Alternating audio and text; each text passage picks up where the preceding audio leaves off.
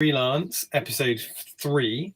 I'm going to try and pronounce it properly because otherwise we'll get confused between 3 and 3. This month's guest, because we do it monthly, is Jill Bearup. And I know that quite a few of you are here from her channel who have found this through her post. But in case you aren't, Jill, would you like to explain who you are and what you do? Sure. So I'm Jill Bearup, and I make YouTube videos as my job, which is great. I do fight analysis from a stage combat perspective, as in not is this realistic, but does it tell you things about the characters? Does it move the plot forward? And also, does it seem reasonable? And the thing that we're going to be doing this evening is one of the other things I do, which is armor analysis from a very non-historical perspective. Let's put it like that. Yeah. So your background is it's basically theatre, right? Yep. So one of our first guests was Matt Easton, and he comes at this sort of thing from a historical European martial arts perspective. You come at it from the other end, and then reenactment is some kind of weird spot in the middle, really, isn't it? Yeah, it's like a little bit theatrical, a little bit historical. Yeah.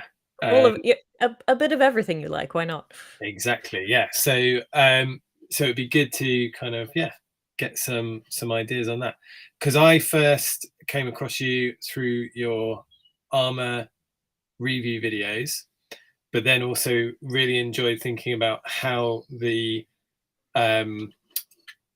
your background in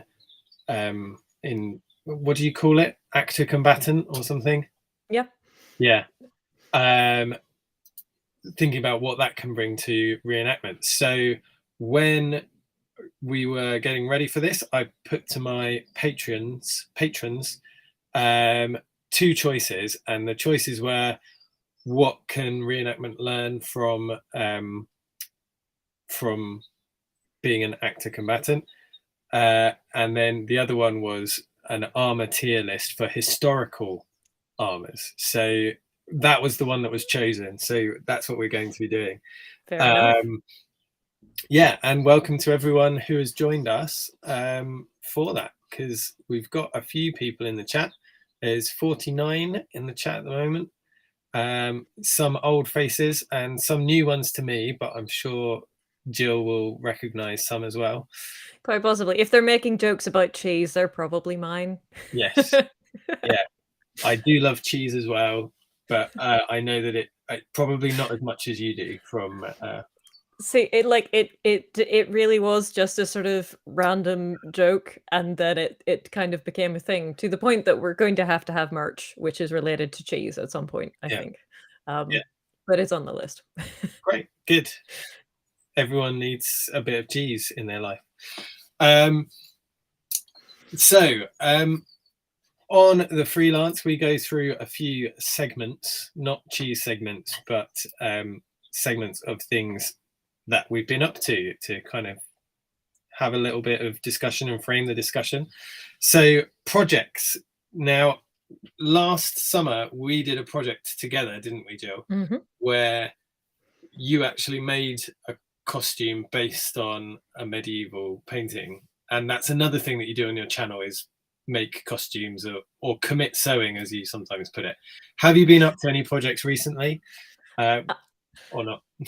Not related to that. So my main project of the last kind of I guess 6 to 8 months has been the Fantasy Heroine series, which, for those of you unfamiliar, is one day last June, I had a dumb idea at 4:30 in the morning for a really funny YouTube short, so like a 30-second sketch about some kind of writer, like a screenwriter, an author, trying to audition for their new fantasy heroine, but instead of some like 16-year-old waif turning up, there was this random 36-year-old woman who knew things about swords, but was completely unimpressed with the writer's level of knowledge about that, which turned into a 42-minute So that seems like not a lot, but it was like a 50 episode series, When which I they're then 30-second chunks, it's yeah, a lot. yeah. It's like I really pushed the shorts format to the very limit because you can't go over a minute. So what you actually can't go over is 59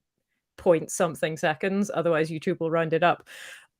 So everyone was convinced that it was actually just me writing a book and then publicizing the book that I had written. Yeah. Um, but that wasn't actually how it went. But having finished the series, I thought I should probably try and write the book. So I tried to write the book. So now I have the first draft of the book, and that's mostly what I've been doing. Great. On the getting out and hitting people front, I have been recently to a falling workshop Oh, because well, hang on, oh because no, that's a different section. that's a different set. Okay, That's cool. a different section. That's in the Um, event section. So nice. we'll come to that. Um, So it's been mostly writing at the moment. Mostly it has been writing. Okay.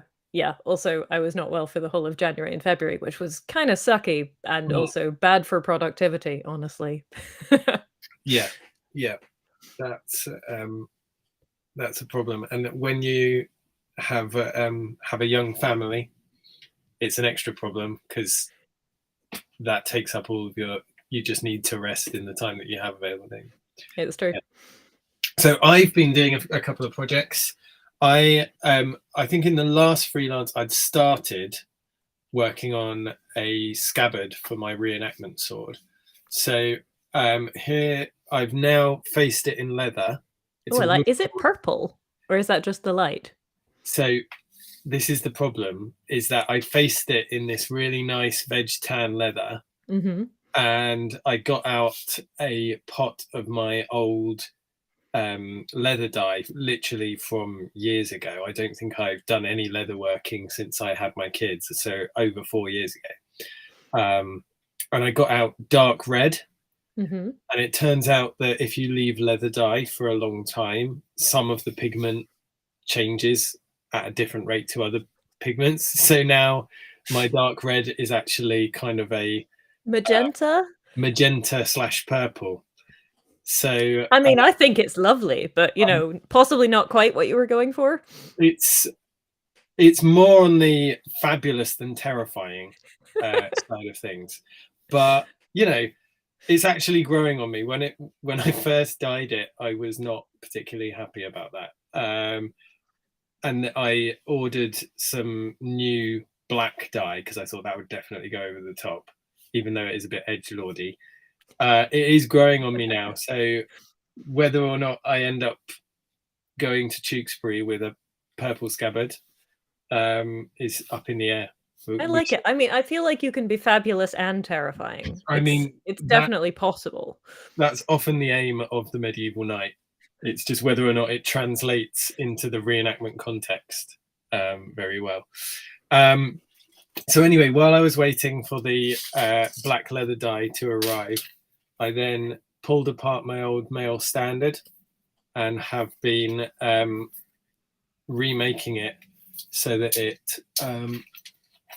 has a new leather backing and it comes really high up my neck, because it turns out even male has styles, and it's not just one male standard throat protection is good for everything. They went in and out of style, and high ones and low ones and all sorts. So yeah, there Does we the go. leather make it have you added the leather? Does it make it more comfortable or just sweatier? So the old standard had a thin leather like this, so it was very comfortable, but especially if it got particularly sweaty, then the weight of the male would just pull it down and it would kind of flop forwards. So I thought, hey, I'll go for a thicker leather, and I may well line it with a softer leather on the inside just to make it a bit more comfortable. It looks like the chat is giving some advice on the purple scabbard. See, they all agree with me that it looks good, so I'm still at the cheese section. Maybe we'll do a bit of a I've got a cheese story if that helps. Should we save that for later in case? Definitely. You gotta, Cheese keep and people sticking around. reenactment, so it fits both demographics. Nice. Dan Johnson says it was great to watch fantasy heroine evolve and break all the walls. Was about that looks like purple heartwood. It's a very lovely shade of purple. Firelight says I love it. Figuringstuffout.net says it's fabulous and awesome, and I have an urge to follow it while driving. There we go. But that could end up being a problem if I end up with people following me home after the event. Leonidas It depends if they can make themselves useful or not. Yeah. Leonidas says, not sure about purple dye in the 15th century, but from my era, that would just make you look super rich. I think so. I'm going to have to consult some of my leather people, not leather people, but leather. Comme vous dit says, I love the color, and in my opinion, this scabbard is not the part that should be terrifying. And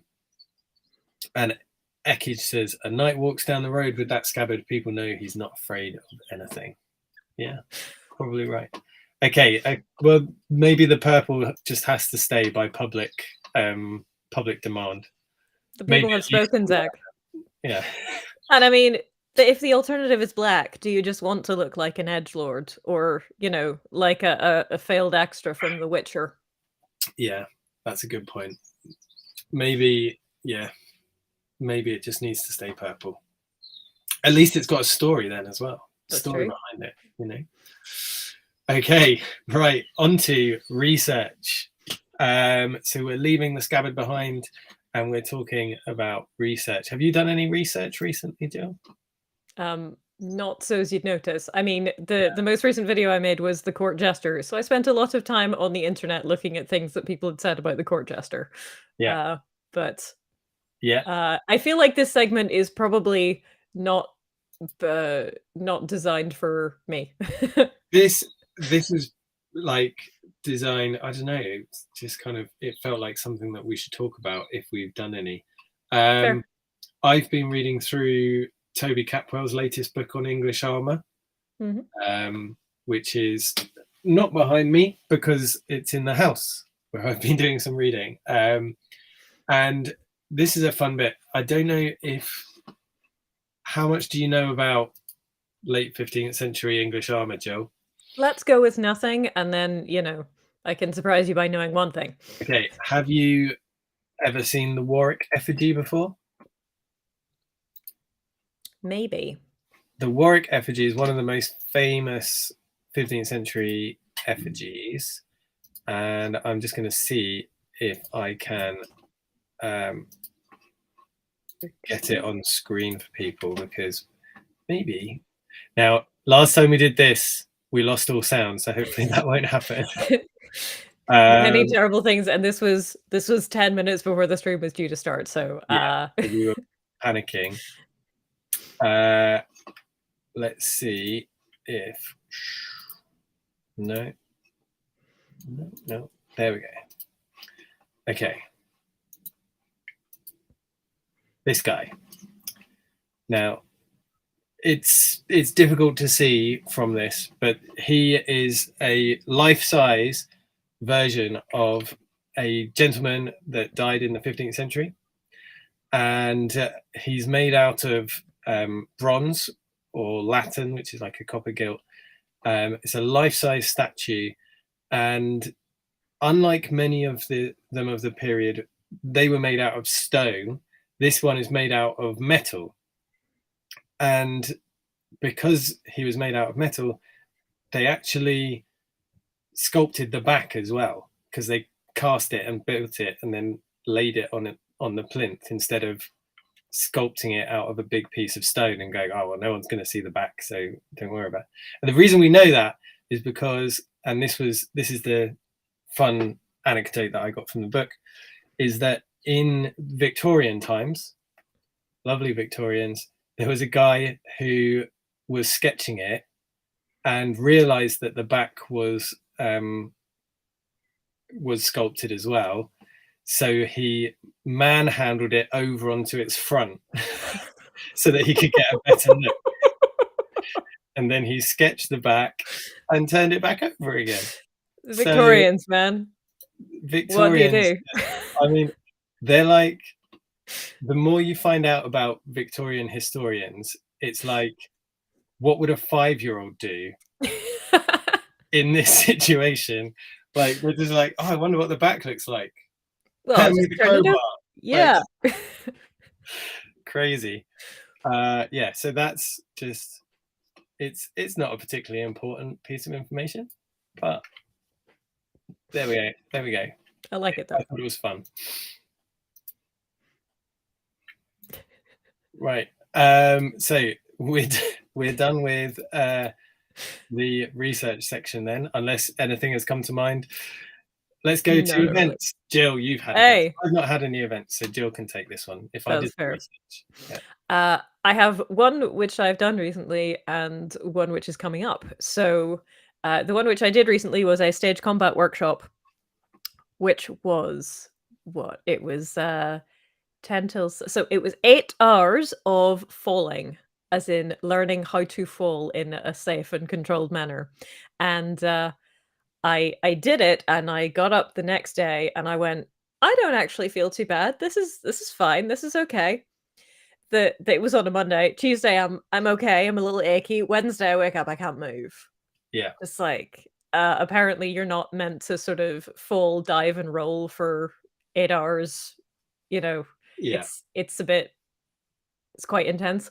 But it was very useful because you do a lot of falling in stage combat, but you don't always get a chance to you learn it, but you don't necessarily get a chance to practice it until you're very good at it. Yeah. So we did stuff like how to, you fall. We didn't do falling forwards very much, but we did how to fall backwards and how to fall sideways and how to pretend to faint without smacking your head on the ground. And then we did rolling and then diving and rolling and then diving over boxes and rolling. Nice. So it was a lot of fun. I had a very good time. There is an intermediate level workshop coming up. I think it's in May, where we learn to fall from height. But obviously, you got to start by doing all of the basic stuff again. But it's like if you liked this one, then we'll let you fall from a greater distance onto bigger mats. It's like that does sound like fun. Yeah. Yeah. Good. Yeah. As I've got older, I've realized that I'm at the age now where I can still do the stuff that I used to, but I regret it afterwards. That's the point that I'm at. That's yeah. Yeah. But it's not bad enough to stop me from doing it. Yeah. Falling is an interesting thing. When I first started jousting, I asked my riding teacher if they could teach me how to fall. Mm. I said I'd rather, like, the first time that I come off, I'd like to know how to fall, so that I don't want the first time that I fall off a horse to be in the middle of a joust. Because yeah, you can really you can mitigate the amount of damage that you do to yourself, can't you? Yeah. What did your teacher say? He said it was a good idea, but I don't think we were able to work it into the slightly more basic riding school insurance kind of thing. There are people that will teach you that sort of thing, but they have particular they have a very specialist set of skills. Exactly. Yeah. The Lizard Viking says, how to fall from heights sounds like a Monty Python sketch. It does, doesn't it? It does. Imagine John Cleese just like kicking someone off of the Eiffel Tower, like the Spartan kick kind of thing. Yep. Yeah. The original workshop was entitled Falling from the Ground Up, which I thought was just an excellent title for anything, really. So next Monday, I'm going because they're doing another workshop, which is Bartitsu. Yeah. So Sherlock Holmes's martial art of choice. So it is the Victorians, kind of, but Yeah. Good. Yeah. The Bartitsu is like stick fighting and stuff like that, isn't it? Like yeah. So the person leading it is actually my longsword teacher. So I said, "So what are we doing?" And he said, "Well, the sort of section before lunch is going to be all of the unarmed stuff, and the section after lunch is going to be hitting each other with sticks, Hmm. but not too painfully, hopefully." Yeah, good.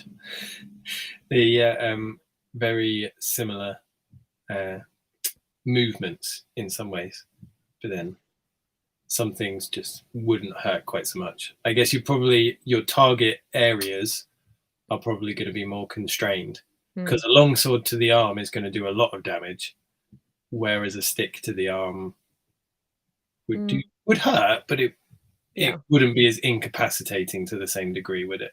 yeah.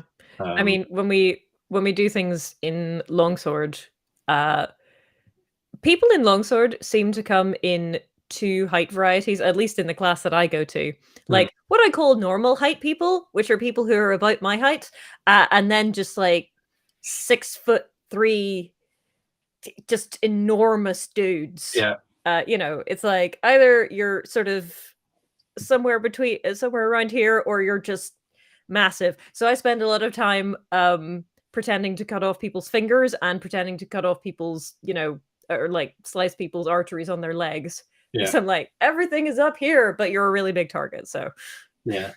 Ducking under the blows and things like that, like Reaper Cheap from yeah, yeah, yeah basically. from Prince Caspian. Um, Good. So I'm glad that you've done some events because I've not had any events. I've got some coming up which I'm preparing for, but we'll leave those for a future show. Fair. Um, we've got people talking about falling from horses, insurance policies. Isn't it so sad that everything has to have an insurance policy nowadays? People in the medieval time just turned up and jousted, didn't they? We all know this is from Adrian's stuff. We all know what the real riding question is. If you could ride any animal into battle as a knight, what dinosaur would you choose? We did have that in in last month's stream. So Jill, do you want to add? My answer was and still is the Carnotaurus, which Okay. is basically a T-Rex with shorter arms and horns on its head. So Okay. Jill, give me your instinctual answer. I don't know. See, like my instinctual response would be Stegosaurus. Yeah, Um, just because you've got a lot of armored plates on the back, which you can kind of first of all, you won't fall off as easily, yeah, and second, you can kind of hide behind them. Also, it has like big spikes on its tail, yeah, so extra weapon. yeah. I don't really know how fast a Stegosaurus could move, but Yeah. I think that would be fun. I feel like it would be a good archery platform Yeah. because you If got anybody gets too close to you, it can just be like yeah, yeah, good. Um, uh, asking the real questions, Adrian. yes, Ekage says how to throw yourself at the ground and miss by Arthur Dent. Yeah, great, great series of books. You could imagine. I was thinking about the Monty Python sketch. It would end with now. Don't forget to come back next week for how to land, something like that. I don't know. We'll workshop it. Josh, I see your question. Was there conscription or something like that, or a draft in the late 14th and early 15th century? Basically, everyone had conscription because everyone had a duty to the king, and they could either provide it themselves or they could pay someone else to do it for them. So once you get into, we call it bastard feudalism. Yeah, so when you get to that point, you don't need to ride out and do your duty yourself. You can pay someone else to do it if you want to. But that we think that in many cases was looked down on. Okay, right. What's the next thing? Oh, we're on to the actual topic. Yes. Although I gotta say, someone has suggested that Triceratops would be a good one because, and I quote, 3 extra lances and a bonus shield. Like, Yeah, fair. I think Triceratops did come up last time, as did Ankylosaurus. Rob has suggested a pterosaur, but I don't actually know what a pterosaur looks like, or a Quetzalcoatlus. I think those are the large flying lizards. Not technically a dinosaur, so wouldn't count as part of this conversation, but could be a good choice. Could be. I feel like those thin membranes on the wings and the hollow bones might cause some issues for that, which That's true. doesn't often come up in conversations about dragons, is that they would probably need to have hollow bones to be that big and still fly. Maybe that's a future conversation to have. Anyway, we are now into the freelance. So like I said before, we are going to be talking about an armored tier list, which is something that Jill is used to doing on her channel. That was chosen by my Patreon knights, Sirloin de Boeuf, Robert, Carrie, Knightly Lady, and Seth. So thank you guys for voting on this. It was 100% in favor of our tier list. So I'll need to find out your thoughts on reenactment combat at another time. Sure. So to make this a little bit more interesting for everyone, basically, I've prepared this and you've not seen any of these before.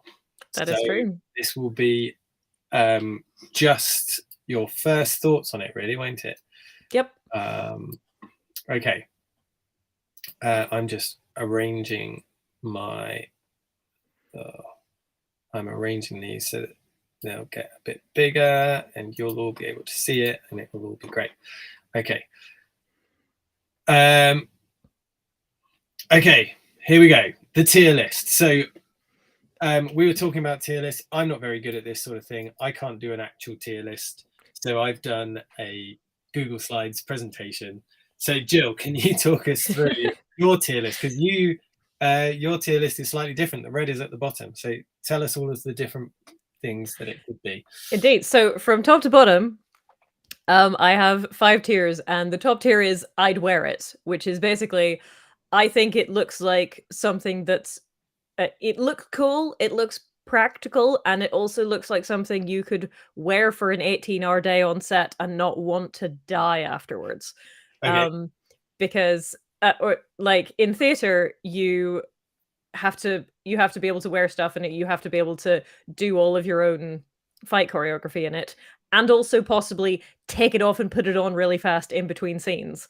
And in film, you don't have to take it off and put it on really quickly, but you might have to wear it all day for several days, and the days can be quite long.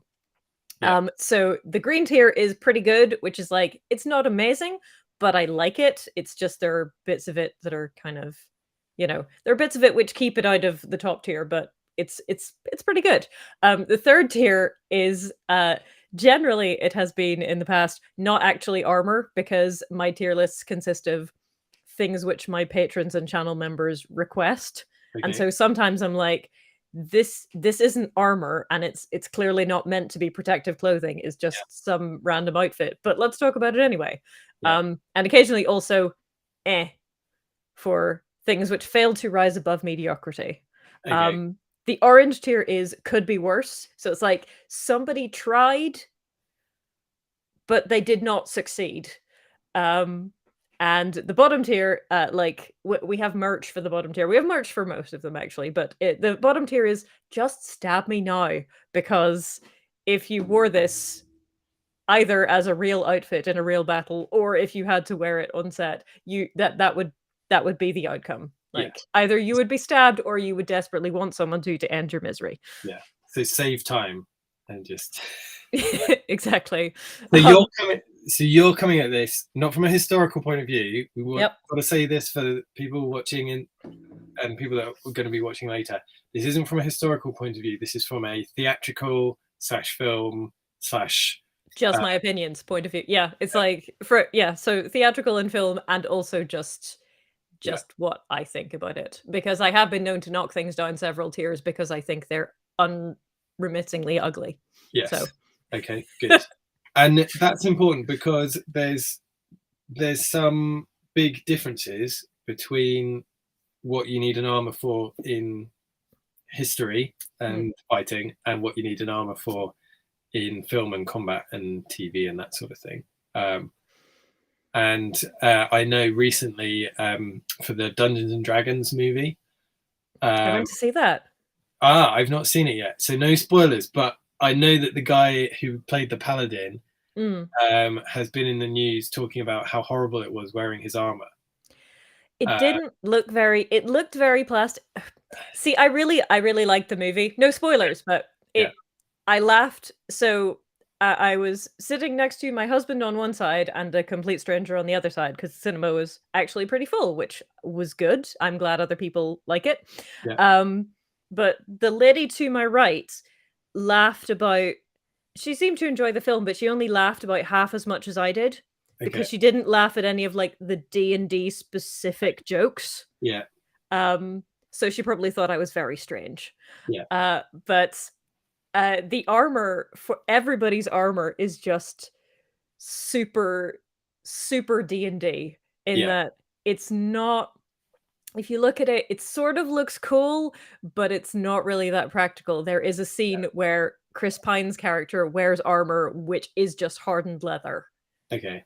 And it doesn't look like terrible or anything, but I saw it and I laughed, and the lady next to me probably thought I was very strange indeed because Yeah. it's just a shot of some people running, but Yeah. I was looking at Chris Pine's armor and going, ha, he's wearing leather armor. That's Yeah. +3. Yeah. So I think I'm going to need to do a video on this paladin armor because I looked. Yeah. It's not terrible. It's Like, the only one I've seen, but it looks like it's been. It looks like they've taken it out of a D&D source book. Do you know what I yeah. mean? Like it's So been drawn by there's an artist who's never seen armor. Yeah, so like Sirloin de Boeuf says it wasn't horrible. His breastplate seemed to be a bit long, and there were strange protrusions on his pauldrons. I think that's probably why it was so uncomfortable because I looked at it and I went, "That breastplate does not look comfy." No. That's probably going to be really, although it's possibly made of plastic because it's Yeah. that strange kind of, is it metal, is it plastic kind of thing where you're like, not sure. But yeah. So it was definitely plastic, and we're definitely if me telling someone how they could have made it better is an interesting thing to you, then watch out for a video because that will come. Not like to have a go at the people making the costumes or anything like that. You get a degree in costume design or whatever, and you work in that. It's not the same as studying historical armor, and it doesn't need to be a historical armor because it's D&D. So, actually, if I designed it, it would look wrong and it wouldn't look D&D. But it might be a bit more comfortable. Yeah. And I think that that's where it's finding that balance, isn't it? And that's where this tier list comes in, is finding that balance between, does it look cool? Does it fit into the world where it's supposed to be? And could I wear it without actually historical accuracy being the be all and end all, which it often is for reenactment. Thank you very much, SGT's Party. 2 of our favorite YouTubers, apparently. That's great. Good to have you here. So we're just starting the tier list. If you've just joined us, we've explained all of it. And now, for the first time, Jill, here is our first outfit. So all of these are... Hang on, I'm going to have to make it full screen. Okay. All of these are women's armor seen from the 15th century. So these are 15th century artists drawing what a woman in armor should look like according to them. So okay, you can see my cursor. I can see your cursor. Okay, so this is the individual that we're looking at. We've got a nice long blue gown, and it seems like there's some armor poking out. Now this bassinet here, the helmet that she's wearing, you can see she's got a visor that's up. And this piece of cloth around her shoulders is actually a padded aventail. So that's the liner of the helmet comes down and covers the shoulders, and then it's got a layer of mail over the top of that. and then this particular one seems to have a layer of maybe silk over the top of that. So what do you think? Oh, and this round the bottom is ermine, so the whole gown seems to be fur lined. So Boy, she's gonna be hot. yeah. Yeah. I gotta say, the guy who is being killed, I really love his very dramatic zigzag stripe look. Um, before I even get into hers, like I like it. I I think I have to mark it down for the ermine trimmed robe at the bottom, just because it looks so long. I Okay. mean, Yeah. I feel like even if things that sweep the floor are not great for mobility. You don't have to raise it much above the floor to make it, better. But I do really like, the helmet and the gauntlets and the just it's a longsword, I think. Yep. Yeah. Yep. I mean, I always like that because it's my favorite. This Yeah. is mine, but it's kind of bad. Don't get mine. Okay. I am considering getting a oh what do you call it? It's the word will come back to me. The one that you use for sparring. Okay. Yeah. Fader? Fader. There we go. Yeah. I think I'm gonna give her a pretty good because I really like all of it, but I think you're gonna trip over the beautiful, very expensive ermine trimmed robe, and also you're gonna be so hot all Yes. the time. Yeah.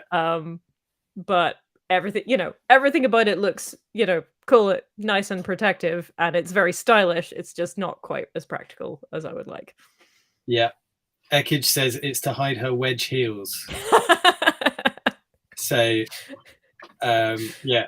Yeah, for the At least, uninitiated, I have a little bit of a vendetta against the fact that they often put actresses, particularly in like MCU movies, they give them uh, boots, but they try and hide the fact that they're trying to lift them up yeah. by giving them 4-inch wedges. Yeah. So hence combat wedges, which I absolutely loathe.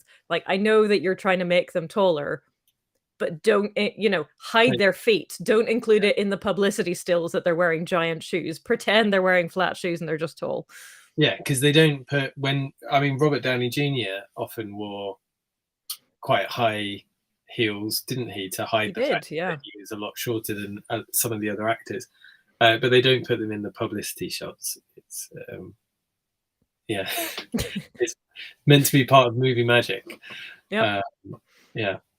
Okay, so we're saying this is Green. That's a green. green. That's pretty good. Yeah. Pretty good. So very good. Okay.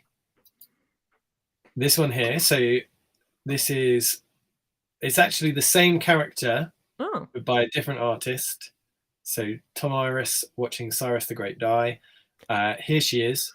We've got a early 15th century harness. It's very likely that she would be wearing full leg armor under here as well. You can just see the tips of her sabatons or foot armor poking out. We can see her little metal feet. Yeah, exactly. So and from what I can see, it looks like we've got a slit up the side of that floor length gown. Oh yeah. This mail around here is probably attached to the cuirass itself as a fringe, just to rather than being a full length skirt. But we can't be sure about that. And she isn't wearing a helmet, but no, likely, yeah, it's likely she would have one similar to the one in the original, in the picture we've just seen. Yeah, because it's a similar time. But context, like this they're not on a battlefield. To be honest, I'm not entirely sure why she's wearing armor, except that it makes her look cool.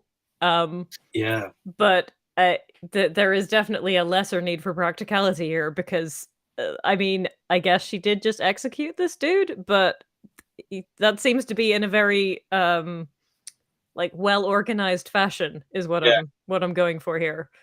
So So Even I though think she's clearly in armor, I feel like it's not an armor situation. This is actually just so. Yeah, I think this is the same story. yeah.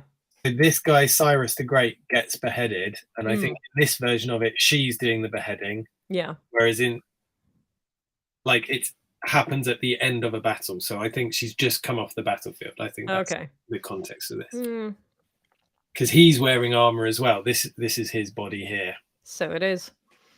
Uh mm, disappointing. I feel like that's kind of a could be worse because no helmet and again with the very long dress. I do like that they gave her a spear.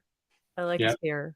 But what where is your helmet? If you have one, then it's pretty good, but if not, it could be worse. Okay. So Jill's being tough here. She's okay. We're only let's make that a rule then.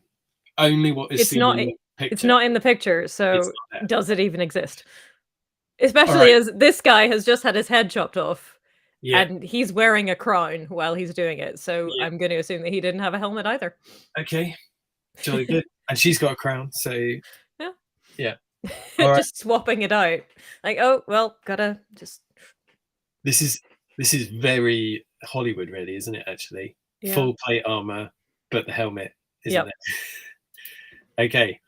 Um, Sirloin de Boeuf says, "Do not underestimate the rule of cool when it comes to armor." Yes. Absolutely. Yeah. It is very nice armor, though. I do like her, but I do like the cuirass and the Yeah. I like the sort of the little that they brought the mail to points. That's very aesthetic. So that And that's that definitely is like a silk skirt. yes. Yeah, they've really gone for it to make it look silk. You can see on the Axeman, he's got normal cloth, and then she's got the shininess of the silk. The dagging, I think, is both to make it look pretty, but Mm, also to reduce the weight, mm, because a a dag like this will half the weight of the mail in that area mm. while still providing some protection against sideways cuts. So that's I think it is there for aesthetic purposes, but it also can have quite a marked effect on the weight of something. There we go. Okay, so this one is could be worse. Could be worse. So that's yellow or orange? It's orange. Orange. Okay. Yep. So she should have brought her her helmet with her. Mm. Obviously. But Okay. I do like the dagging because I've Yes. learned a new word today. Dagging. Here we have Mithridates and his wife, Hypsicratia. We need Metatron to tell us how to pronounce these. We do. From the first quarter of the 15th century. So the same time period. The previous two are quite realistic. Mm. This one, we're getting a little bit more fantasy here. So Is she wearing a boob plate? she appears to be, yes. Okay. It appears to be low cut. She's not wearing any armor from the shoulders up, to put it politely. Yep. I mean, that is quite something.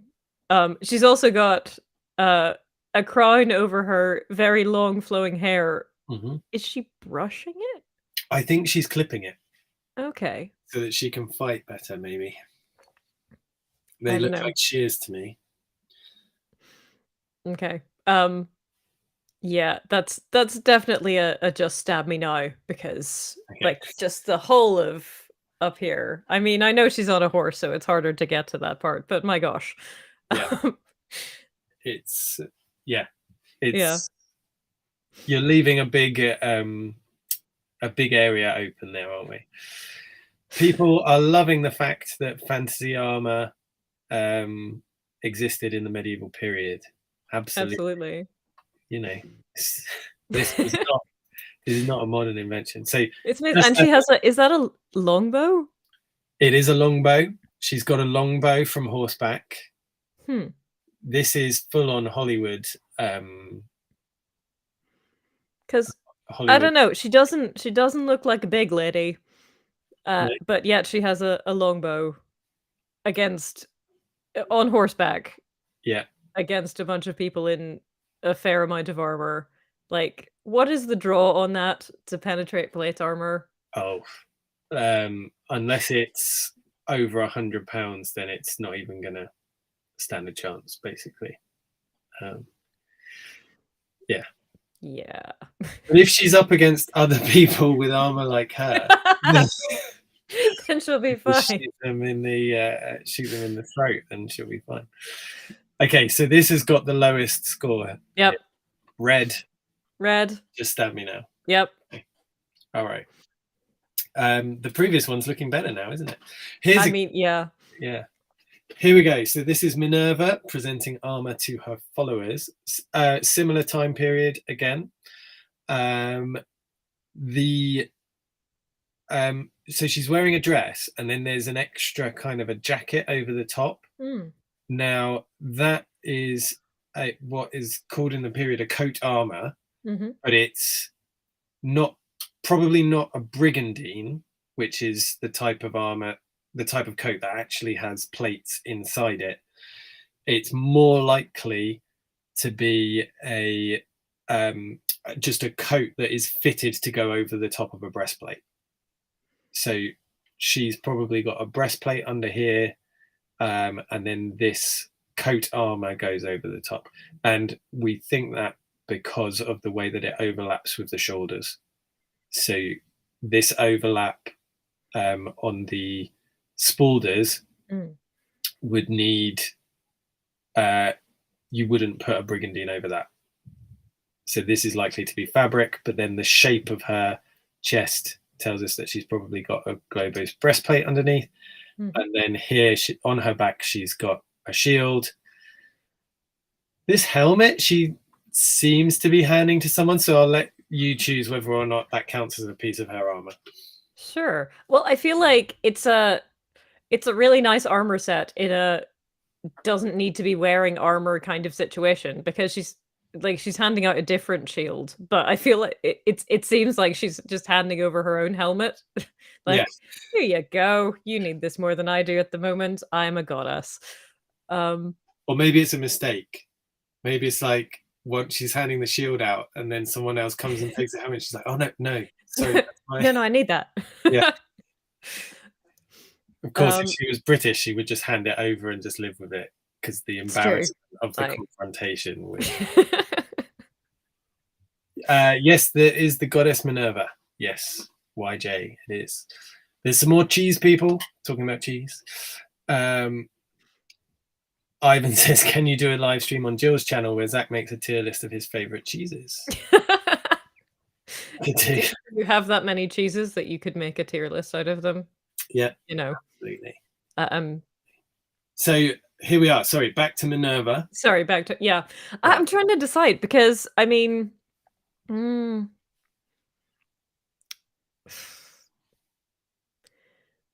I think I'm gonna go with it is her helmet. Okay. And I think I think I'm gonna go with I'd wear it, because it looks really cool, and she's not in any kind of battle situation. So if she's like, "Oh no, someone is coming and I need to put on my helmet," who cares? And also I really like her coat. Sorry, what did you call it? The armor. Coat armor. I really like the coat armor, and kind of want it. Like, it's red. It's my favorite color with little gold bits, and it's so pretty. And it's got dagging at the bottom. Yay! See? And she's got, if we're saying this is her helmet, which is like, even if it isn't, she would have a helmet like that with this armor. So she's got a male standard plus the Aventail. So she's got double protection over her throat and chest there. So she's properly armored. So this is, I'd wear it. Yeah. You're going to go for this one. Cool. Also, that just extra points for the people receiving the armor, particularly the two on the right, because the guy with the male shirt is just like, yeah, this looks good, even though he already has full plate on. Yeah. And then the guy immediately to his left in the red is just doing the most extra pose. Yeah. And So he's not being given anything either. no. He's like, hand it over. Come on.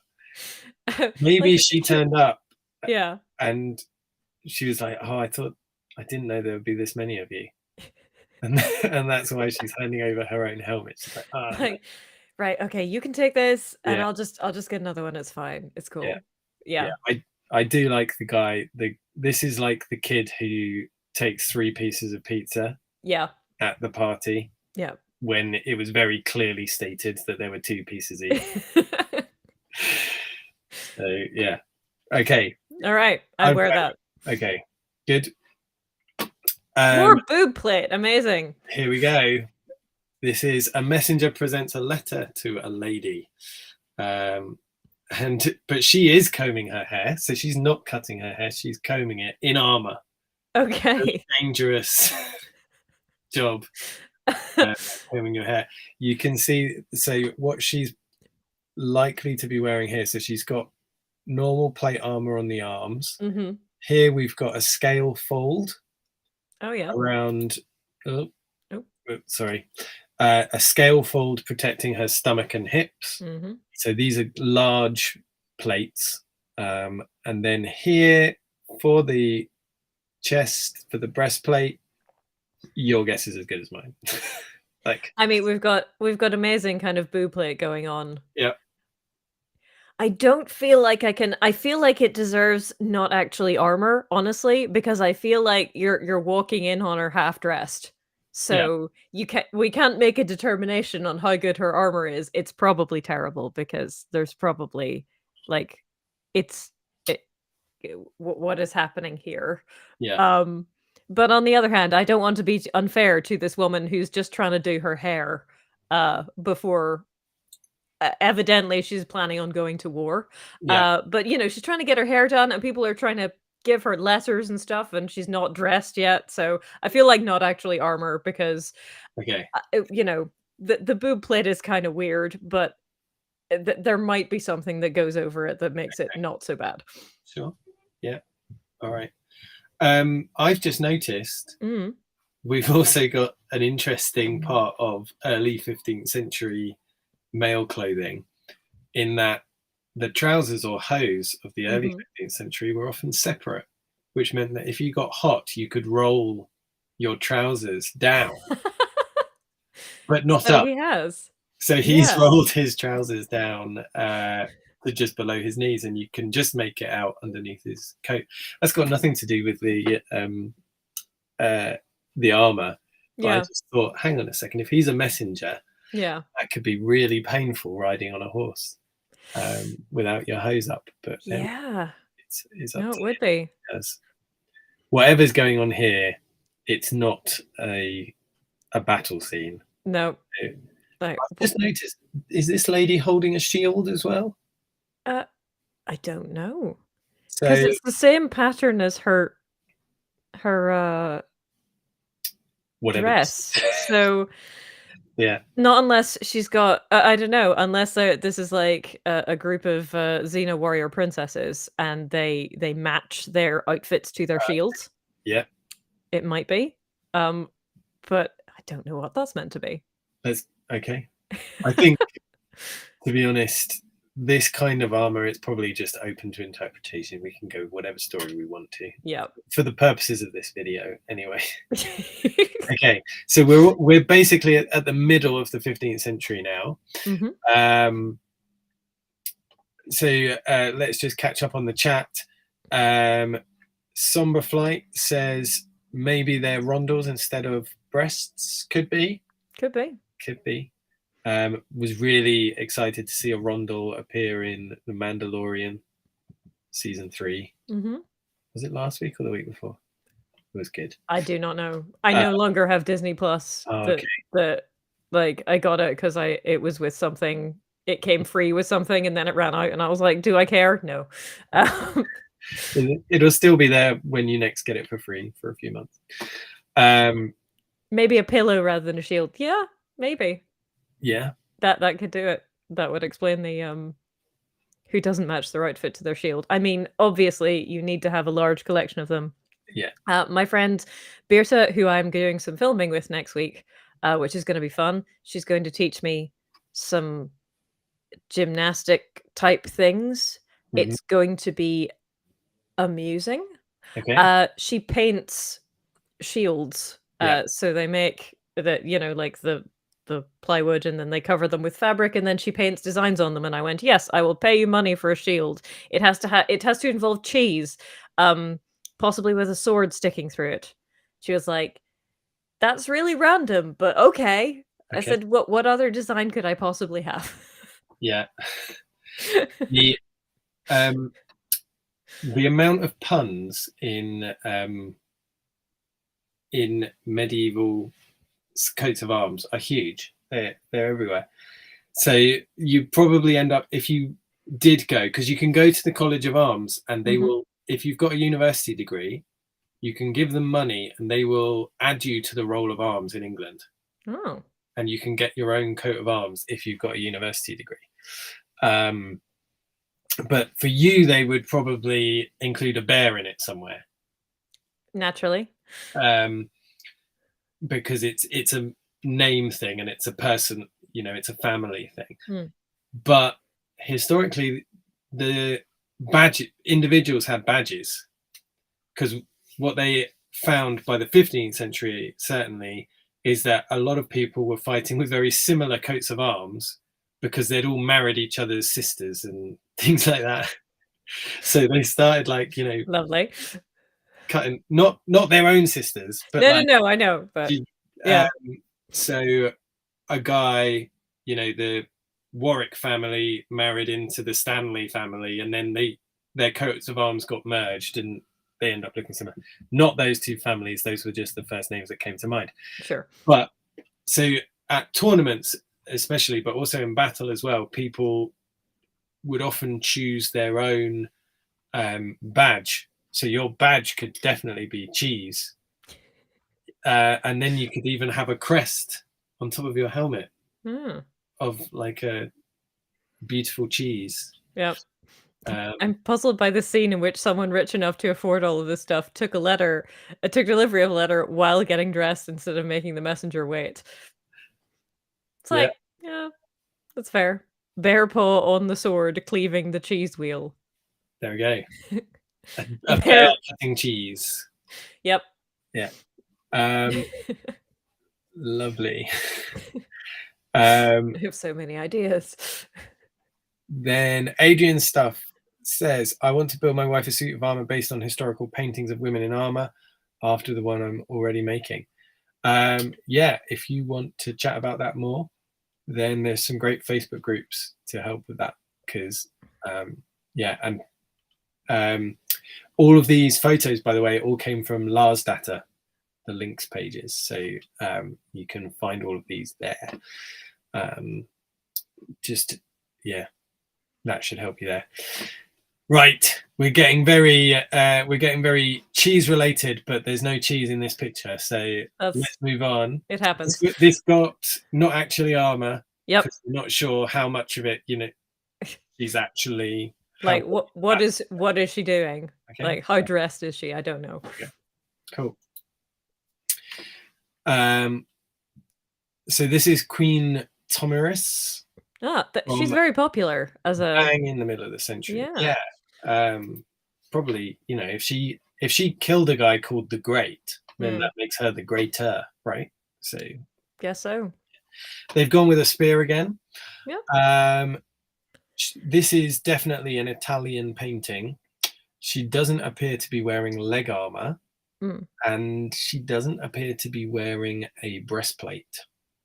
But the male sleeves suggest that she could be wearing a male shirt underneath her gown. Okay. So all of that in mind, what do you think about this? I mean, I think I'm gonna have to go for like it could be worse. She's because she's put something on. For some reason, she has decided to armor her arms a lot rather than anything else. But at least if she is, I can see the sleeves of the male shirt. So Yeah. she did at least put that on to cover her vital organs. Yeah. even if she is entirely left off head protection. But she didn't kind of compound it by putting on a bunch of leg armor while leaving off head protection. Yeah. So I'm like, okay, that seems less bad. So it's not great, but you know, Yeah. it's just weird to seriously armor your arms with all of this extra malarkey and not, you know, put a helmet on, but you know, it could be worse. Yeah. So I think this is worse in some ways than the earlier one, Mm, where she's, you know, the this one where she's really showing off her throat and all of that. yeah. Because at this time you have the full neck and shoulders protected by the helmet. Yeah. Yeah. Whereas by this time, that doesn't happen anymore. So I think so. This armor would, in my opinion, would be made 10 times better if she just had mail going up her neck. Yeah.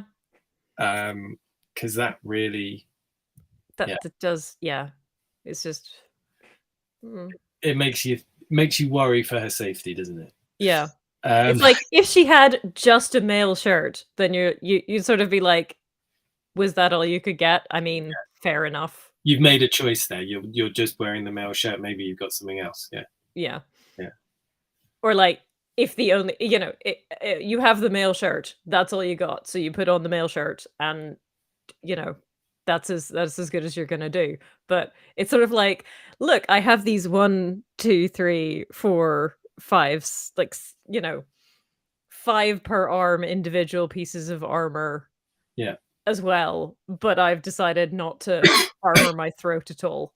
It's Yes, like, the throat. okay, that was a decision. Yeah, That was a decision. it was. Um, Texas B says, "Is that mail around her ankles or just a petticoat?" This could be a male shirt going all the way down to her ankles. I'm not sure that would make it any better, to Possibly. be honest. No. I That don't. would be a little bit weird. Also, it looks blue to me, so I think it's meant to be fabric. Yeah. And at this time, you would be this. It wouldn't be the only dress that she's wearing. Mm. So she would be wearing a shift. So that is a floor length, basically linen shirt. Then she would be wearing a kirtle, which would be a floor length um, jacket, basically. And that's probably then what she would wear the male shirt and the armor over. And then this extra gown, this orange gown, would go over the top. So, yeah, there's lots of layers down here that it could be without it being. At least she has sensible shoes on. Yeah, yeah. As we know, heels weren't invented back at this point. There were some great patterns, which are additional soles that you could wear underneath. You could like strap on top of your shoes. Have you ever seen those, Jill? I have worn them actually, because I asked Jason, my longsword teacher, I was like, so do you have kind of historical reenactment style shoes? So he brought his turn shoes, which are the they're basically just a thick piece of leather with laces in it. Yeah. And then he brought the wooden pattens, which he had as well, which were tremendous fun Mm. because I mean they were something like 10 sizes too big for me. Yeah. But it didn't really matter. I put them on and then I just sort of slid across the floor. You could do that thing, you know, when you have your socks on and there's a polished floor and you can run and kind of slide. Turns out you can do that in wooden patterns as well. Yes. So that was great. Yeah. Um, Yeah, there's some really interesting ones. The wooden ones are really good on some surfaces, and then on others, as you say, it's like being on an ice rink. mm, You'll just, yeah. yeah. Once you've We worn them in, they get better because they end up getting their own kind of tread underneath. So, yeah. yeah. We get the if you take too big a step, then because I came from stage combat, I'm used to making movements very big, but we do Lichtenauer style longsword fighting, so kind of 14th, 15th century middle class Germans unarmored. Yeah. And so he's like, you're fighting in the street. There are at least 3 inches of various kinds of feces Yeah. under your feet, and you are wearing wooden platforms to try and keep you out of it. If you take too big a step, you're going to fall over and you're going to get stabbed and die. So don't do that. Like, Yeah. gotcha. Yeah. Getting out of that as a reenactor who also does some humor, in some things you really want to telegraph your blows, and in other things you definitely don't. Yeah. So anyway, yeah, it's difficult, like, because your muscle memory is so much a part of fighting, isn't it? Texas Beast says the male shirt is so loose it could be a loaner from a male associate, so perhaps this is just someone's leftover that's worn in a pinch. I think that's unlikely. I don't know the actual story of Queen Tomaris, but this is actually quite a tight male shirt for an Italian of this period. They do have these sleeves quite baggy because you need to roll them up in order to tie the armor underneath them. So this could very easily be armor that is made for her, just because the male shirt is loose around the arms doesn't mean that it's not. Okay, so what have we gone for this one? went for could be worse. Could be worse. Yeah. I think with just a couple of changes, this becomes a very usable armor. I think so. I had to put this in. I was like, where's the armor? Oh, wait. These are some cheesemakers from the 14th century. Marvelous. I think we all know what this needs to be, don't we? Look at this guy. He's eating so much cheese that he's undone his coat. He's really, really into it. Whether that's because he's trying to make more room for more cheese, or because he's eaten so much cheese that he's got the cheese sweats, I don't know. I love her hair. Like, she's done the sort of, well, it's a rope braid but tied around. So full marks for that. Yeah, keep it out of the cheese. You don't want hair in your cheese. Definitely not. Right. So, what do you reckon, Jill? Oh, I'd definitely wear that. Yeah. Any of those. Yeah. All good.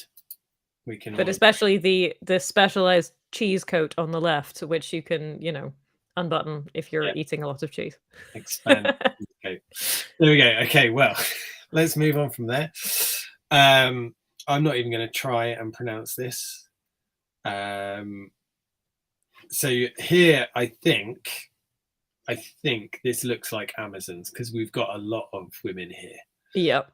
And they're fighting against men over here. So you can choose whichever one you want for which one you're going to rate. It seems unlikely that this queen at the front is going to be able to fit plate armor underneath this very tight sleeve. They do have really weirdly skinny arms, but not quite that skinny.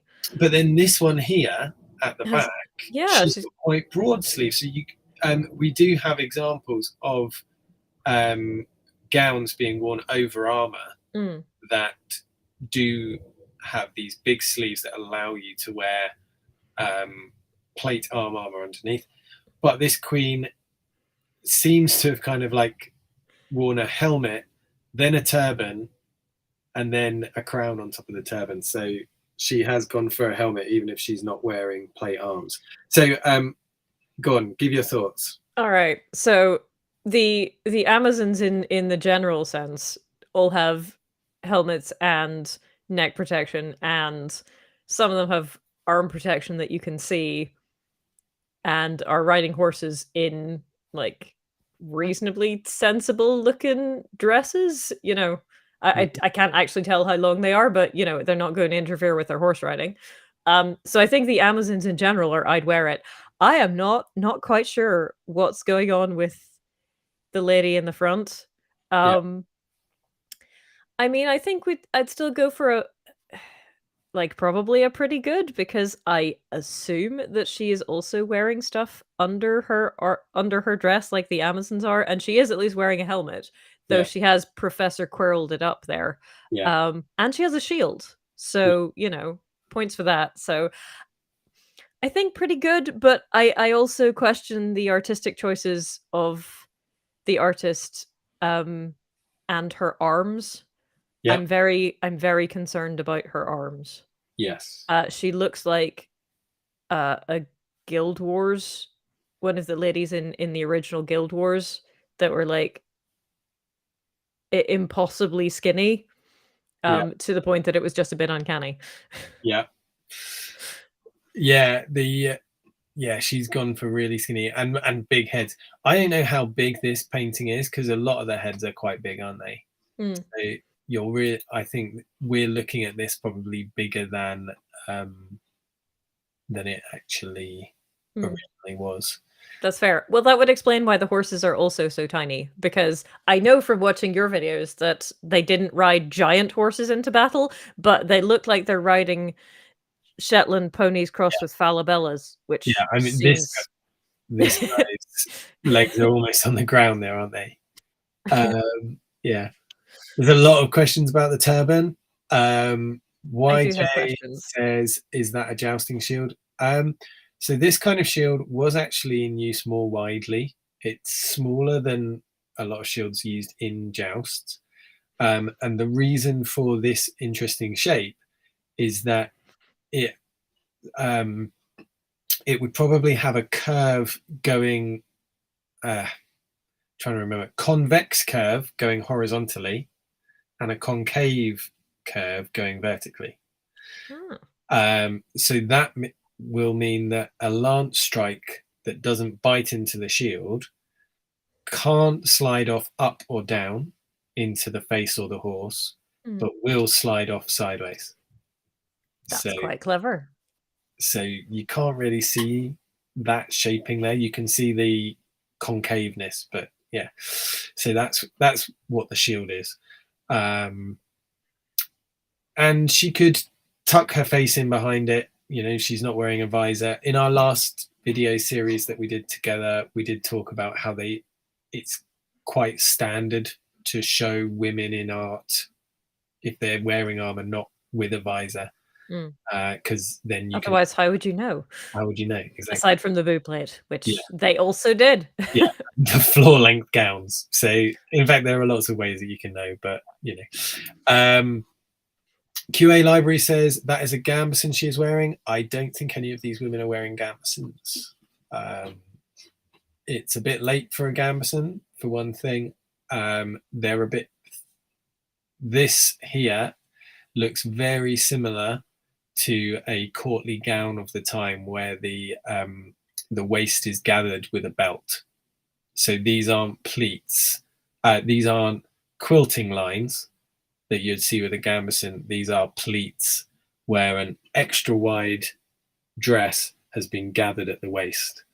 Yeah. Like the Joan of Arc one, actually. Yes. Yeah. And then Sirloin de Boeuf likes the rock in the background. I didn't notice that. And then Summer Flight says none of them are wearing visors. A couple of this man here is wearing a visor, but you're right. A lot of the people here aren't wearing visors, but this guy here has got a visor. It's just in the up position. So yeah, there we go. So what are you going for, Jill, with this? So Okay, I'm going for. I'd wear it for the Amazon masses, yeah. and still pretty good for the Amazon Queen. Mm-hmm. But just mostly because I'm concerned about her arms. Yeah. And I can't actually tell what she's wearing underneath that. It's kind of weird that her armor isn't as good as her soldier's armor, right? Basically, yeah. I also the guys on the right also I would wear that. That's very functional. Yeah. Like you guys are looking good, This is very standard mid 15th century male armor. Mhm. YJ says she has plot armor. Um, Yeah, she does. Career Library, sorry, I got it wrong.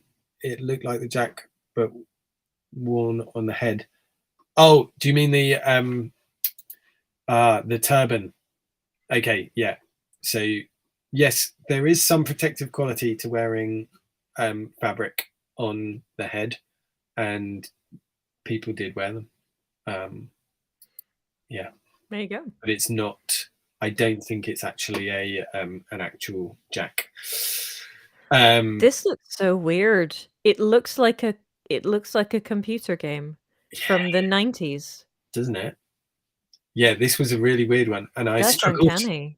I I I had to go do something a bit extra to get this in. So these guys here are the Amazons. So this is Theseus and Hercules, apparently, and these are the Okay. Amazons on this side.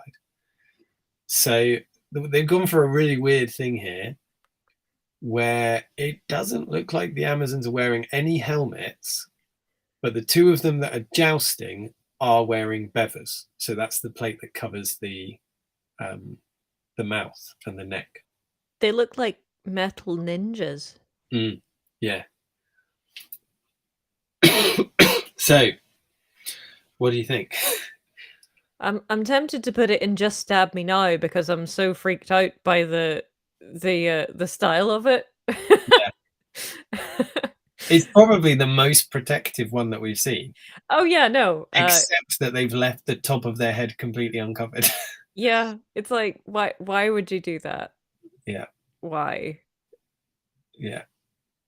I think now we see why medieval artists show women wearing long dresses so much, Yeah.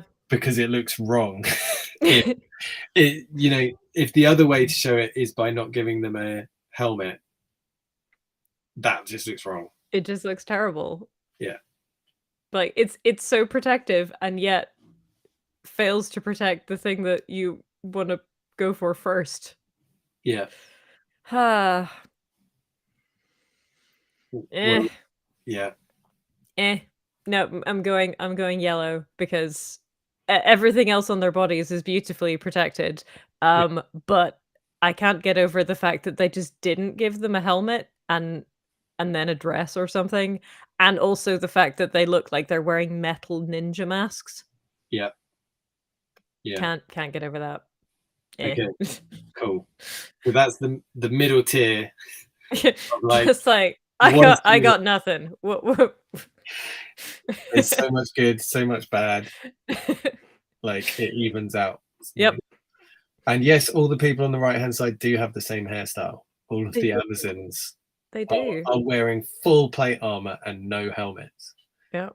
And then just these two have put on bevers, but still left out. So yeah. Yep. And all So these guys on the left are just, so well dressed, yeah, with their helmets on. yeah. Like, oh, okay. Whatever you like, I guess. There we go.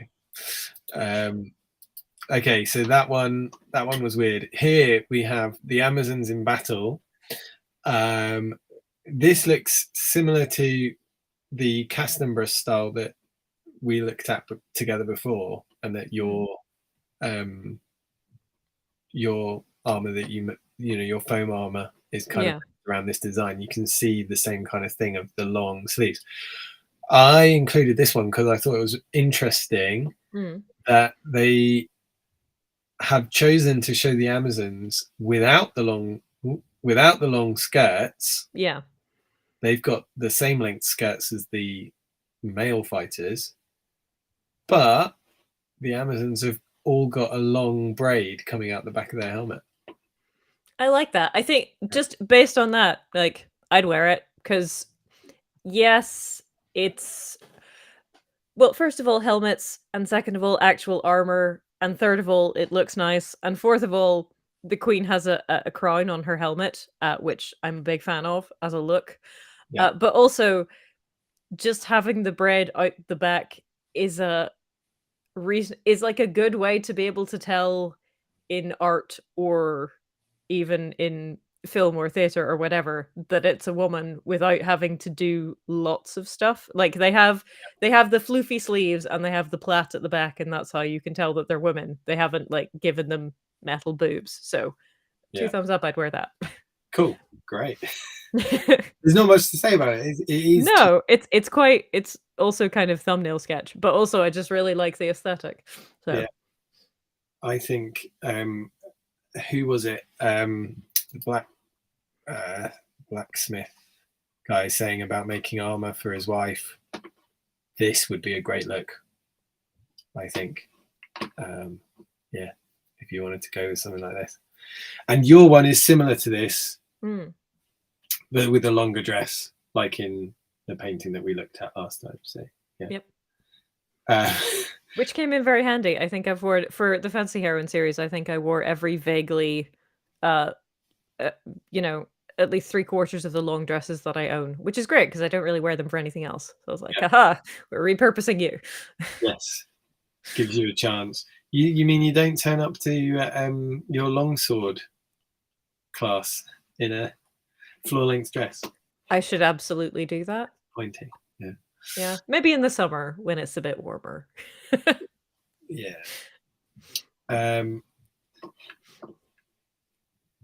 Then they'd let me do it as long as I wore my mask at appropriate points. They absolutely would. Good. Here we go. So this is I'd wear it. Yep. You go for this. Cool. Definitely. Great. I think this is the last one. Oh. Yeah, it's the last one. So this is Minerva. So the ancient Greek goddess of war and wisdom, I think. I think this is supposed to be an owl on her shield. That's the most American football mascot looking owl I've ever seen in a medieval painting.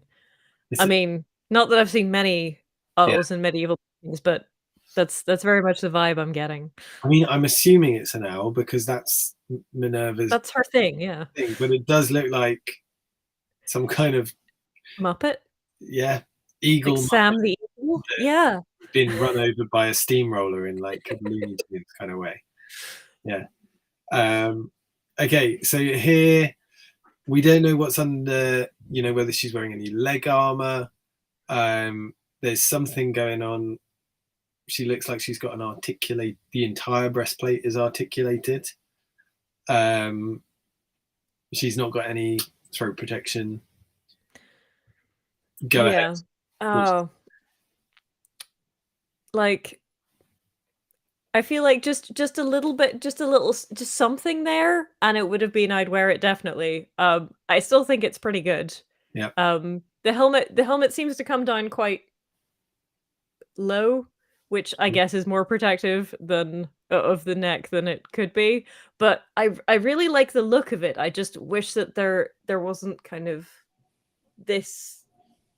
Like, I don't mind her, her face being uncovered is fine, but her neck being uncovered is just kind of weird. Though I understand why they did it because it looks really cool, but like, I'm still gonna go for pretty good because I really like the aesthetic and it's pretty protective looking, and she does have a shield, even if it's an absolutely terrifying, nightmarish shield. You know what? That would scare off. If it scares off your enemies, then clearly it's doing its job. Yeah, absolutely. Okay, pretty good. Pretty good. And I do like her helmet with those bits on the top. Yeah, and the articulated breastplate is cool. I don't know how much movement the articulation in the body is going to give because the breastplate comes down low and it is quite tight. Yeah. So does if the armorer could make that articulation work, then I think it would be good. But as you say, it needs a little something to protect the jugular vein. Yeah, I think. And maybe a little bit more give. Like, I love the look of the breastplate. I just question its effectiveness. Yeah. In the breathing stakes. But then it's a medieval painting, so everybody's got really enormous heads and really weird looking arms. So yeah, it's a bit like AI painting can't really do hands. Yeah. Yeah. Anyway, that's what I'm going for. Okay. And again, this is probably Oh, but she's also got that really long skirt. yeah. It is long. It's got a train and everything. Okay, no. No, I No. think I'm gonna have to knock it down a bit more. Okay. All right. Eh, It's gone air because of the eh, long skirt. Okay. yeah. It's a great skirt. It's just why do you have a train? yeah. The skirt is Neapolitan as well, isn't it? You've got Yes. chocolate, blueberry, and Vanilla? vanilla Like, going yeah. on. Yeah. Okay. I can't So remember if that would be cheap or fancy vanilla. I think that's but yeah. yeah, but we're probably looking at this a lot bigger than it was painted originally as well. So yeah, if you look at the size of depending on the size of your screen, obviously, if you look at the size of the writing above, Mm. that can give you some idea of how small these paintings are. So you know, it's I think it's really well detailed considering that these rivets on the armor are about the same size as a full stop. So, but yeah, the Use skirt. really tiny brushes. I hadn't really thought about the skirt. The previous one, Mm. they did that so well, didn't they? Mm. The knee length skirt with the leg armor and everything. But there we go. Let's get. So this has been sunk to mid tier. Yeah. Yeah, just because it's got such a wonderful balance of things which I really like and things which are just no. Yeah. Okay. QA Library says, I have books on Napoleonic Wars, the British Army, and lots of paintings of battles and rank and file training, education, entertainment are full of let's put it in there because it looks nice, not because it's correct. Yeah. This is clearly not someone drawing a design for an armor that they want made, is it? It's someone was like, oh, let's do a drawing of Minerva and let's make her look really hot, like to the medieval mind. That's what they're trying to do. YJ says it kind of looks like anima armor. Yes. So in the 16th century, you do get breastplates that are articulated all the way down, but they tend not to be as tight as this one. So it's possible that a decent armorer could make it work. Firelight is saying Minerva is Roman. Yes. So that's the Roman name for Athena in Greece. Yeah. Ekich says, go on. It's like I was Neophoia says that I was thinking they got those anime proportions. Everyone got huge heads and super skinny bodies. I was thinking kind of the same thing. And Somberflight says eyes aren't large enough though. It's like that is true. Their eyes don't take up half of their heads. That's no, he's got yeah. It is a bit like that. It's cartoony, isn't it? It's stylistic. Ekich says, if you're a goddess, do you actually need armor? I mean, goddess probably means you're immune from mortal attacks. Yeah. Well, that depends what sort of campaign you're playing. Yeah. Yeah. And they did have it, didn't they? Because she had the Aegis, the shield. So maybe the armor's just for show and the shield is actually what's doing all the work.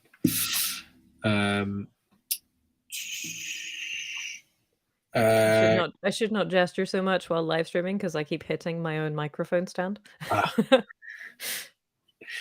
Yes, it's not. Hopefully, we haven't deafened anyone wearing headphones. I'm not wearing headphones, so I'm not noticing it. But I'm not good at noticing things like that anyway. The Greek gods wore armor or Saint cloths, at least according to Saint Seiya from LPJ. So yeah. That was a cross between an eagle and a Furby. Yeah. That's exactly what it is. It's not a Muppet, it's a Furby. Yeah. Yeah. There we go. I'm happy now that I have that this has been said. And it's clearly making that sound as well. The Furby like sound. I'm not going to do that again. Okay. Everyone thanks you. let's just, apart from the cheese one, which of these then? There were a couple that were I would wear it, weren't there? Yeah. This one was I'd wear it. Yeah. And this one was I'd wear it. Yes. I So mean, I think of the two, I think I'd probably have to say the Minerva one would be better if I were going to actually make something because you can see a lot more of the details. But the Amazon one is really tiny, but I like the vibes very much. So also, there would be horses. yes, That's always good. also good. Although Minerva is riding a cloud, so I mean that works too. yeah, why not? Why not? Okay, cool. There we go. There is our tier list. We have gone through. These are actual medieval paintings of women in armor. We have worked out which ones are objectively the best and which ones are objectively the worst. So Absolutely. yeah, hopefully you've enjoyed it in the chat. I've certainly enjoyed myself. Hopefully, Jill, you've enjoyed it. I have. We've had a good time. We've been doing questions as we go along. So the final segment would just be questions from the chat. Do you have time to take a couple of questions? Sure. Yeah. Okay. Well, if you've got any questions, put them in the chat. We'll do maybe 5 minutes or so of questions, and then we'll call it a day for episode 3. So we've got the Lizard Viking says, question to both of you. Are there any fantasy tropes that you have a soft spot for whenever they appear in a story? And are there any that you dislike? Jill. Okay. Well, I don't it's a very common kind of fantasy trope, but I've been reading another series where I guess it's like a modern military fantasy. Never mind. I just really enjoy the scenes where somebody gets injured and somebody else has to while they're having like important conversations while being patched up. I find those very entertaining. I have been reading one quite often in the sort of fantasy heroine romance novel kind of things. You have it between the male lead and the female lead, so there's a lot of like repressed sexual tension going on. But I've been reading a series where it's just between two, the main character and just one of the random side characters, and he starts to ask her questions about her life, which she doesn't want to answer, having been involved in like he's removed the top layer of his skin by skidding along a road, basically. She's like, okay, yes, but I'm going to put the iodine on and it's going to sting a little bit. And then she puts it on him and he's like, fire, everything is pain. What did you do? And she was like, oh, I'm sorry. That was rubbing alcohol. You were talking too much and asking too many questions. And I got distracted. Did you want to say anything else? So I really enjoy those. Those are funny. Pain. you enjoy pain. Okay. That just only when it's funny. I used to ride a motorbike, and that was losing my skin on the road was like the biggest scariness. Like that would just be painful, wouldn't it? Mm-hmm. Yeah, I know that wasn't the trope. That's trope. okay. But yeah. Was that a trope that that's a trope you have a soft spot for? The conversation. Yeah, the conversations while you the uncomfortable conversations while you can't get away, sort of thing. Okay. Those are fun. Okay. I don't know that I have a favorite trope. I really like it. I really like when an author puts in a really clever turn of phrase, or when you realize halfway through a book that they've been doing something in the way that they write for a while. And you go, oh, they've been doing this the whole time and I've just realized what they're doing. What's his name? Wrote The Sandman, wrote the Neil Gaiman. Neil Gaiman. He's great for that. where you just realize like for this book he's chosen to do this, and you go, oh, that's really clever. Oh, and when some authors start to play with you, so there's Aaron Dembski Bowden, who writes Warhammer novels, so I like Warhammer books and things. He very often will kill your favorite character. And it, obviously, like what they're actually doing, they work backwards as authors, is they know that this character needs to die, so they make them likable, so that then the death is really hard on you and is impactful, right? And I was reading a book of his, and I was like, oh, I love this guy. This character is really cool. And then in an instant, I was like, oh no, this guy's gonna die.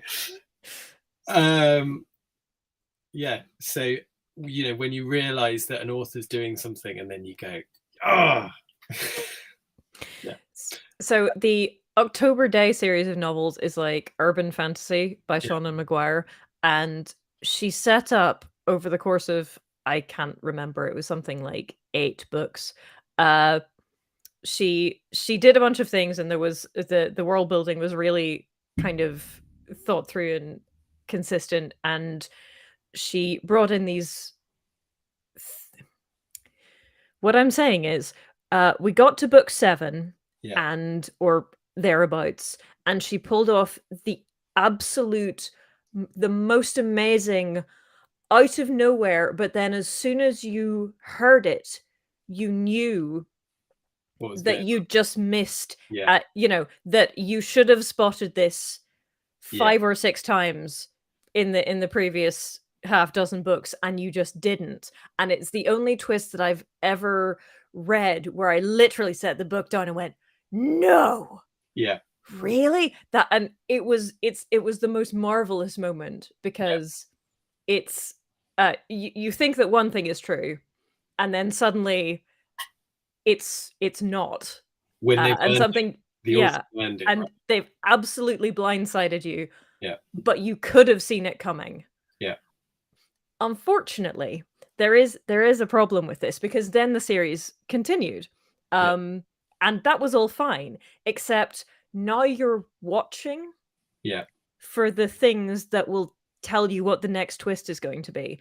And so the most recent book came out, and in the most recent book there was another one of these like mind-blowing twists. This character who you've known since the very first book is actually not who you think they are at all. She's actually someone else entirely. And I was like, yeah, I know, I worked that out.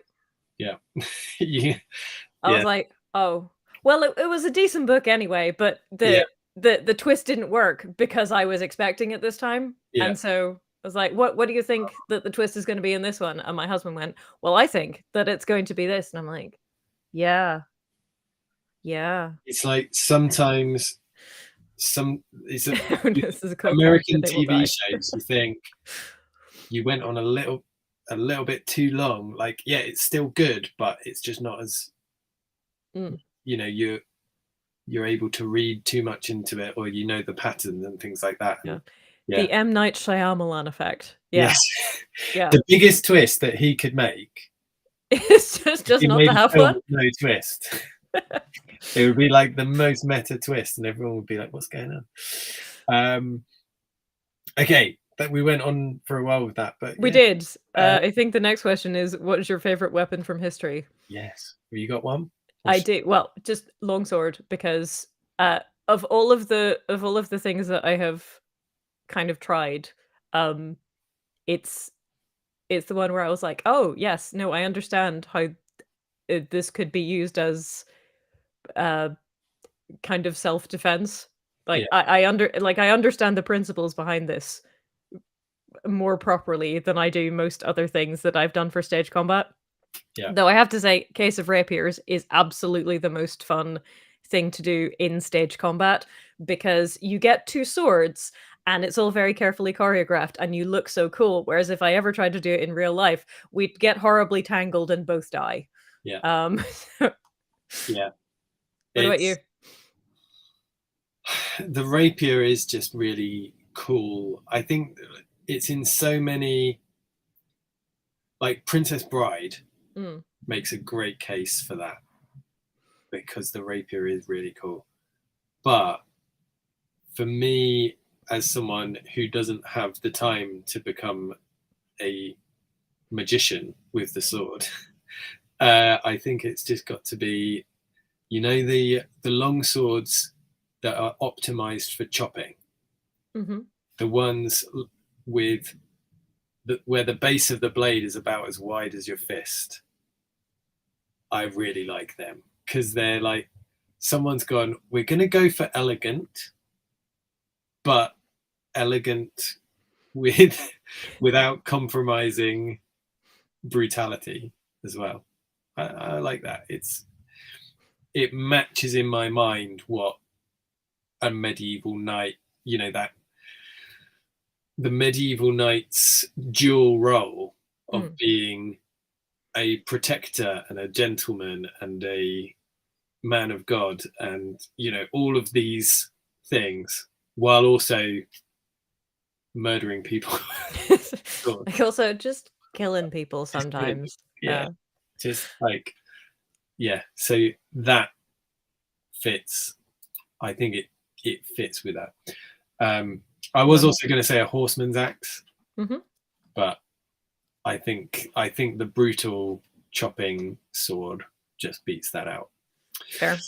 The next one's yours, I think, because in the cosplaying like it's 14.99, which is the video you did with me, we used a Western saddle. Was that the closest you could come to a medieval saddle? Okay, it's the closest at my stables. It's the saddle that Cash normally rides in. So Cash doesn't, who Jill rode, doesn't have an English style saddle. So we couldn't have ridden. It was the only one that she had. The other option is I often ride her bareback. But it was Jill's first time in a long time riding. It's true. So it seemed unfair to like, here's a horse. Yeah. And a bridle. Yeah. Off you go. And you're in a costume. Good luck. Have fun. So yeah. So yes, it isn't exactly the same as a medieval saddle, but let me just share a picture because I had this conversation in the comments with someone on either that video or one of the posts you made about that video. I remember. And it's like, actually, here is an example of a medieval saddle, and I was like, oh, so yeah, there are definite similarities there. Yeah. So this is a medieval saddle.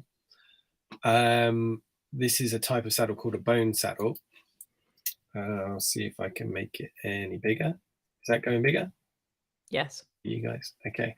So it is very similar in a lot of ways to a Western saddle. It's got a similar structure to it. Now, these are probably not war saddles. They're more riding saddles, standard riding saddles. You can see this one has got elaborate carving at the front, but not here. And that's because it's likely that you would actually have a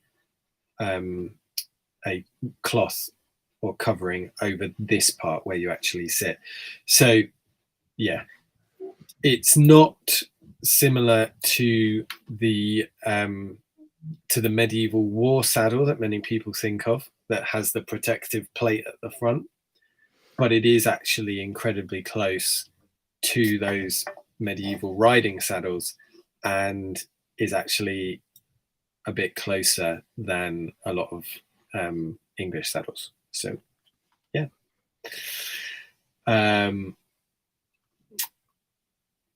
hopefully that answers that question. Some people having to leave the stream. Thank you very much for coming along.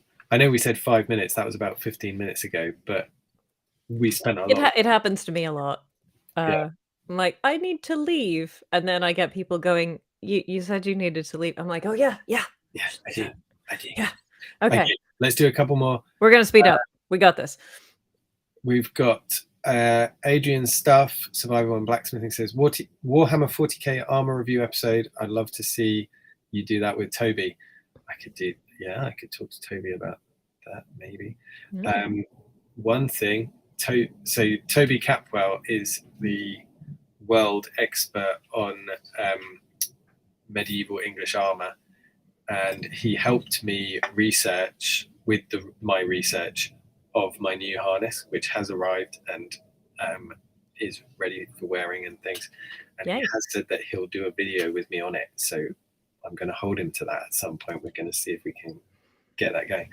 I have done a video looking at comparing armoring up a Space Marine to armoring up a medieval person. That's on my channel. And I do also want to do an Age of Sigmar one. So yeah, it would be nice if I can mix that up. Jill, your knowledge of Warhammer is spotty at best, but I get the general gist. So maybe that's something that we could do in future as well. Have a look at some of those. I know you did one with what's his name? Sigvald the Magnificent. But yeah, because the guy who did the art and design did like the design for Sigvald came into my comment section and was like, you should really look at the model. Yeah. The model's really nice. But the model is quite something. Yeah.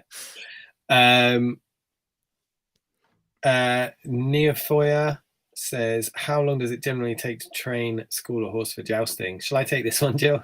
Yes, you should. That entirely depends on the horse. We've had horses, so I'll give a couple of examples. There's a few horses that I've known that we've been training for ages and ages and ages, and we've just built up to it, just tiny steps. And in the end, we've just said, actually, this one won't ever joust. And because what we don't want is we don't want a horse to be doing something that they're not enjoying as well. So yeah, we've been training them because we thought, oh yeah, this horse would be good. We've done it in small steps, and then at the end we've gone, this is just unfair. Like, we could probably get this horse jousting, but it's unfair, so we've left it. And then there are other horses. There was a joust that I attended. Where one of the jousting horses couldn't joust for a particular reason. And so we were like, well, this one has done a little bit of training and that's better than no horse at all. And she just took to it. And that was Boudica. She's actually a very accurate in her size, in that she's very short. And she'd done some battle reenactment before, but she never actually jousted in a show before. And she smashed it. She absolutely did brilliant. So yeah, some of them just take to it. Some of them just love it, and some of them, the only way that you would get them to do it would be if you absolutely broke their spirit, and that's not something that we're into. So yeah, a long way of saying yeah.